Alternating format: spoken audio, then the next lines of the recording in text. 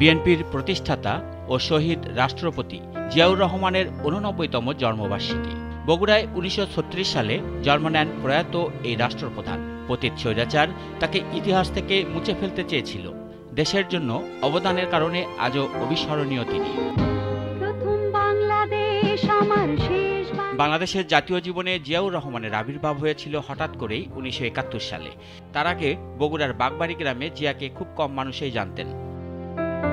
লেখাপড়ার হাতেখড়ি স্থানীয় স্কুলে, কলেজের গণ্ডি পেরিয়ে ১৯৫৩ সালে যোগ দেন পাকিস্তান সেনাবাহিনীতে। এর কয়েক বছর পর ১৯৬০ সালে বিয়ের বন্ধনে আবদ্ধ হন খালেদা খানমের সঙ্গে, যিনি কালের পরিক্রমায় বিএনপির বর্তমান চেয়ারপারসন ও ৩ বারের সাবেক প্রধানমন্ত্রী আজকের খালেদা জিয়া। জিয়াউর রহমান মুক্তিযুদ্ধের সময় ছিলেন চট্টগ্রামে। ৭১-এর ২৬শে মার্চ চট্টগ্রাম কালুরঘাট বেতার কেন্দ্র থেকে পাঠ করেন স্বাধীনতার ঘোষণাপত্র। রণাঙ্গনে সম্মুখ যুদ্ধে অংশ নিয়ে দেশ স্বাধীন করে আবার ফেরেন কর্মস্থল সেনাবাহিনীতে। ৭৫-এ সিপাহী জনতার বিপ্লবের মধ্য দিয়ে ৭ নভেম্বর আবারও দৃশ্যপটে আসেন জিয়াউর রহমান। আইন প্রশাসক হিসাবে চলে আসেন রাষ্ট্র ক্ষমতার কেন্দ্রবিন্দুতে। ৭৭ সালের এপ্রিলে রাষ্ট্রপতি হওয়ার পর মনোযোগ দেন রাজনৈতিক দল গঠনে।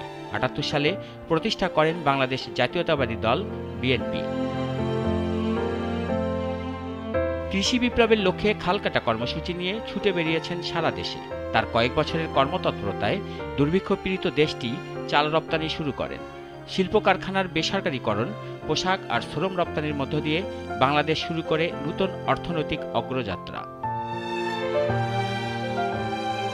পররাষ্ট্রনীতিতেও আনেন উল্লেখযোগ্য সংস্কার। খুব অল্প সময়ের মধ্যে আন্তর্জাতিক অঙ্গনে নিজের প্রভাব প্রতিষ্ঠা করেন জিয়াউর রহমান। আঞ্চলিক প্রতিযোগিতার বদলে সহযোগিতার ধারণা থেকে প্রতিষ্ঠা করেন দক্ষিণ এশিয়া আঞ্চলিক সহায়তা সংস্থা সার্ক।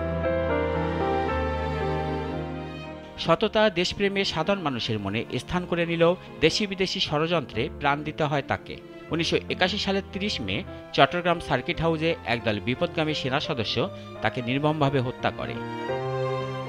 তার মৃত্যুর পর তাকে নিয়ে ষড়যন্ত্র কম হয়নি। শেখ হাসিনার আওয়ামী লীগ সরকার তাকে ইতিহাস থেকে মুছে ফেলার চেষ্টাও করেছিল বলে অভিযোগও রয়েছে। জিয়াউর রহমানের সময় যেভাবে বাংলাদেশ পরিচালিত হয়েছে, যেভাবে তিনি দুর্নীতিকে এবং নিজের আত্মীয় স্বজন বা নিজস্ব ব্যক্তিবর্গকে দূরে সরিয়ে রেখে জনগণের স্বার্থকে প্রাধান্য দিয়েছেন, এটি বিএনপিকে আত্মস্থ করতে হবে এবং এই আদর্শ ধারণ করলে বিএনপি জনগণের কাছে অত্যন্ত প্রিয় একটি রাজনৈতিক দল হিসেবে গণ্য হবে এবং জিয়াউর রহমানের এই আদর্শকে অনুসরণ করলেই বাংলাদেশ একটি কল্যাণ রাষ্ট্রে পরিণত হতে পারে। সাবেক এই রাষ্ট্রপতির জন্মদিন উপলক্ষে দিনভর দলের পক্ষ থেকে আয়োজন করা হয় নানা কর্মসূচির। রাশিদুল কাদির, নাগরিক, ঢাকা।